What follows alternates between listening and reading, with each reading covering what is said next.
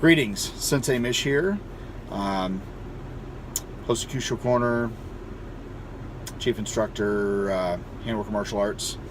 You can see I'm not wearing a seatbelt, though I'm in a car, so be rest assured I am not in traffic. I'm actually stationary. In fact, I'm recording from Yakima, Washington today.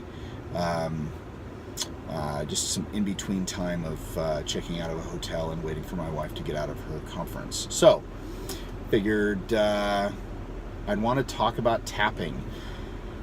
To tap or not to tap, that is the question of the day. So let's talk about it.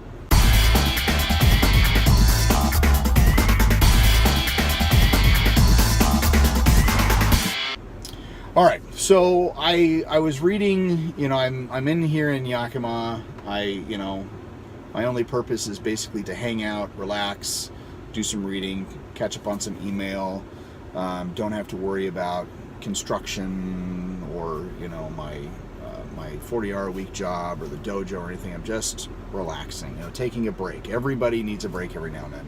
So I'm reading, I'm catching up with some email, and there was an article that was attached to one of my emails that talked about tapping, and in relationship to tapping is, you're grappling, you're either, doing locks or ground grappling, and you get into this position that you can't get out of, so you tap. All right, you're letting your partner know, hey, this hurts, you can let go. So the topic, the story that the writer was telling was that, he had some guy come to him and say, hey, I'm doing some training.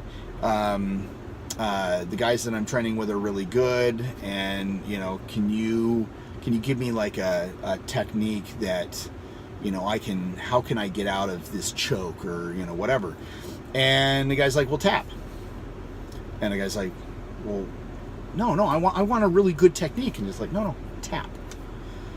And the whole concept behind that is that as martial artists, if we're training in any type of grappling type of arts where we feel pain, we tap, we let our partners know, hey, it hurts, and so they let go. And so we have conditioned ourselves, as this guy's talking about, we have conditioned ourselves that we feel that tap, we're going to let go, and boom, free. Now, it's funny because I'm reading this article and I totally agree with the author. I used to bounce, super miss it. That's a whole different story. But I used to bounce, and one of my partners, one of the guys that I used to bounce with, he told me that he once got into this there was this big fight that broke out. Guy comes around, rear naked choke, and you could feel it going on, so he just tapped and the guy let go. And I was like, dude, no way. And so what happens to me in one of these fights? Same freaking thing happens. So what's the first thing that I think of? Tap. And the guy lets go. And I was like, dude, no way. So my first thing that I started doing was with my students is basically conditioning them so to not let go if the people tapped. Now they were to loosen up. You loosen up when you feel that tap, but you never let go, so you still maintain control of of the person. And so far, it's been pretty good. So you're doing some type of lock, or you doing some type of grapple, and the person taps. You just decrease the amount of pressure, and you're good.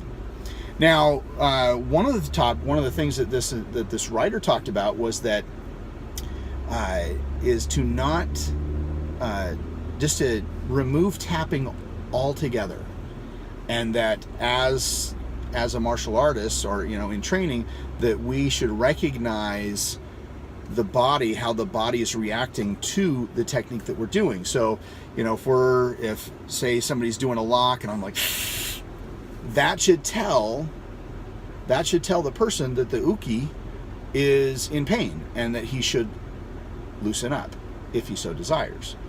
And I was like, oh, okay, that's kind of interesting. So really, it comes down to that question is, do we tap or do we not tap?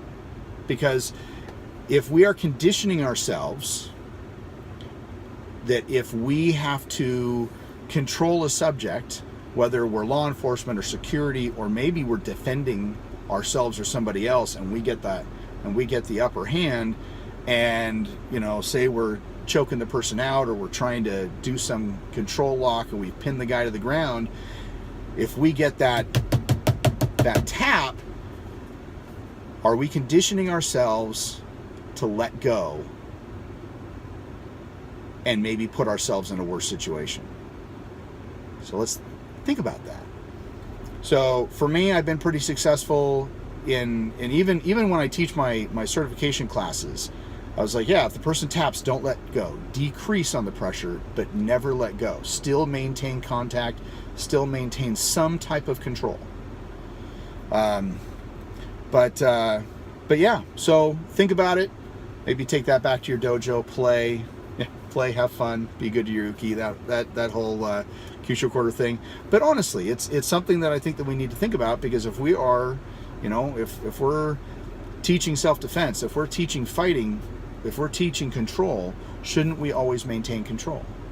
So are we going to condition ourselves to tap, or are we going to remove tapping altogether?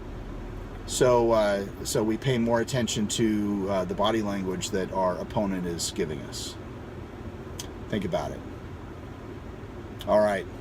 Until next video, I will see you guys later.